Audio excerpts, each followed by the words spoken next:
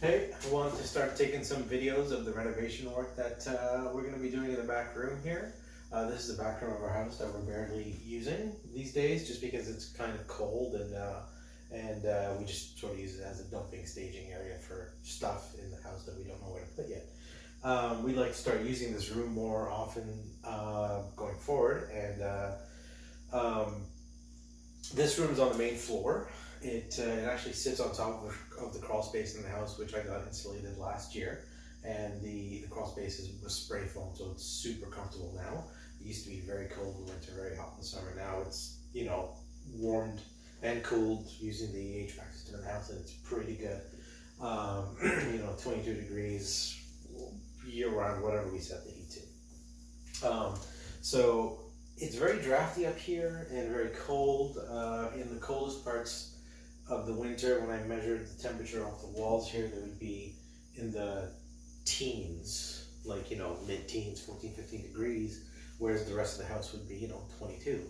So I was thinking essentially that there was no insulation behind here, and I think I may be right. So I started taking off some of this drywall, and it's just regular drywall.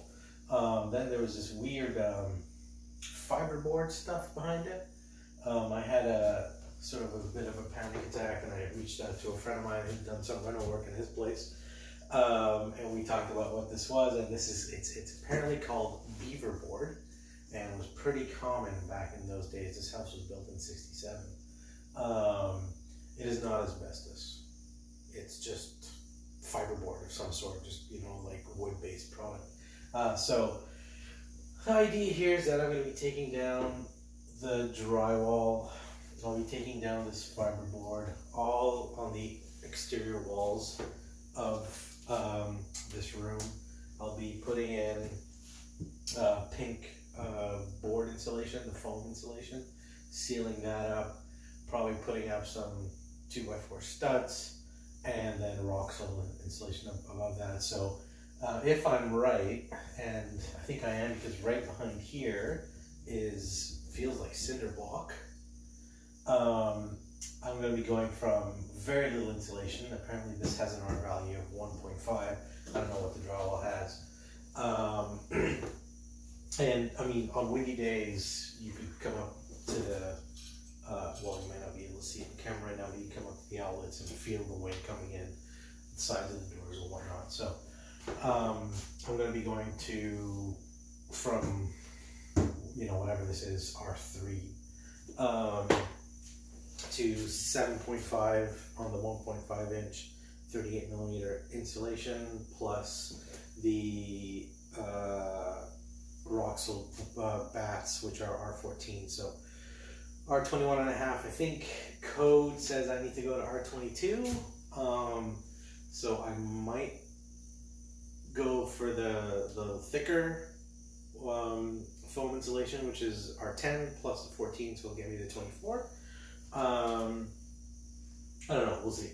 I have no idea what this is going to look like when I'm done. So I did drop this first section of drywall before I thought to start videotaping this, because I think, well, one, I want to remember what I did for when I do the rest of the house, and two, some of my friends have expressed interest. So I originally brought this down by ripping off the wall, super messy. I don't want to do that again. So what I've done is I've gone out and got a bunch of these magnets. I actually had these from stuff I bought on Amazon a while ago, and these are just regular ferrous magnets. They're not rare earth or anything like that, and they stick pretty well to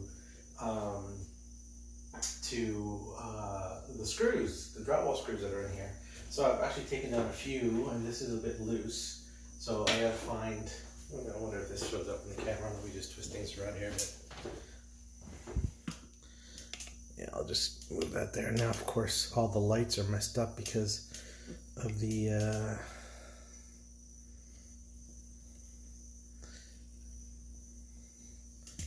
oops. Let's try and get that here.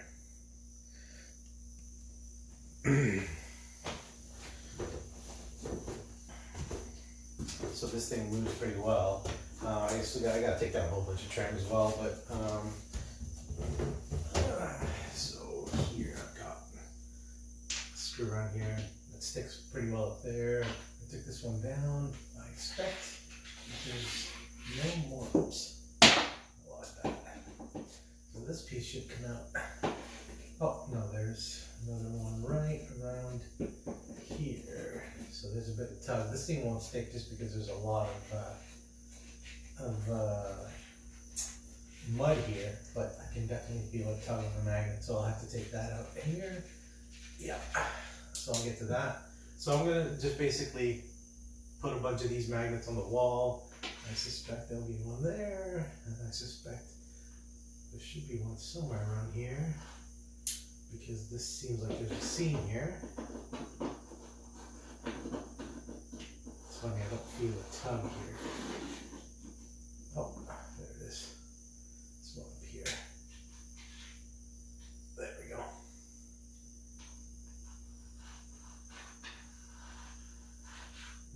Well, I'm imagining there's a screw somewhere here, but I can't feel it. So I'm just gonna put these up, score the top of the drywall here so that I don't tear this ceiling, although this is going to be coming down too. I'm getting rid of this valance. So the overall idea here is, let me go back down and sort of get the camera onto a darker part of the room so that you can see me. I don't know if you can see that the things are sticking, but there you can see the magnets just sticking on the wall where the screws are. Sorry for the jumpiness of the camera here. I don't really have a setup here for videos. I'm just using my phone and a tripod. So the idea here is this is, so above us is our bedroom, the master bedroom. Below us is crawl space. Don't care much about the crawl space, so I'm just going to be putting down a 60mm OSB, ripping out the parquet, putting down 60mm OSB, and then vinyl flooring, which is about 6.5mm. I'm not too concerned about that. That's going to happen last, really. On the top part, since we plan on using this for just our computer room and whatnot, so both my wife and I work from home a fair bit, and right now we're just all over the place, and we kind of want to use this for a computer and put a TV here as well. I want to soundproof the above room because we're sleeping up there. I tend to stay up on the computer late at night and watch TV. My wife goes to bed. So I'm going to be keeping the ceiling, taking down this valance there, which I'm not sure that you can see at the moment. You can't, so I'll just move to it. Taking down that valance and keeping the ceiling, but what I'm going to do, I'll be installing pot lights up there as well.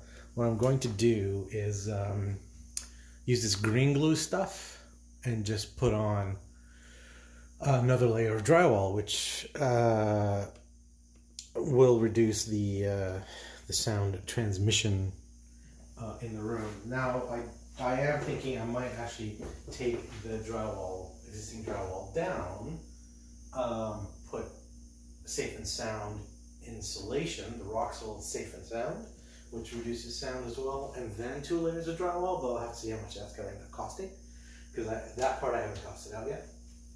I will be using the 19mm drywall on the walls as well, so it'll be thicker than so 19mm is 5/8 or something like that. This is the regular 13mm stuff, the 1/2 inch. Let me check. It looks like it is. Well, it's a tapered edge. This is a tapered edge. So yeah, I'm guessing it's 13mm because it's 11mm here.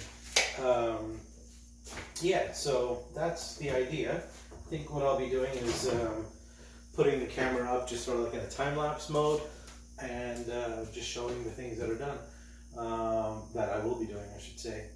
So I know I'm going to lose a lot of space on the walls because right now there's just some, behind here there's some strapping, some wood. Doesn't seem too thick to me. So I know I'm putting in the foam, I'm putting on a wall, and then the drywall, wall, so it's going to come out to about here maybe, all around. So I'm going to have issues around the door, so I'm going to have to extend this somehow. I got to figure that out. But yeah, this should be fun.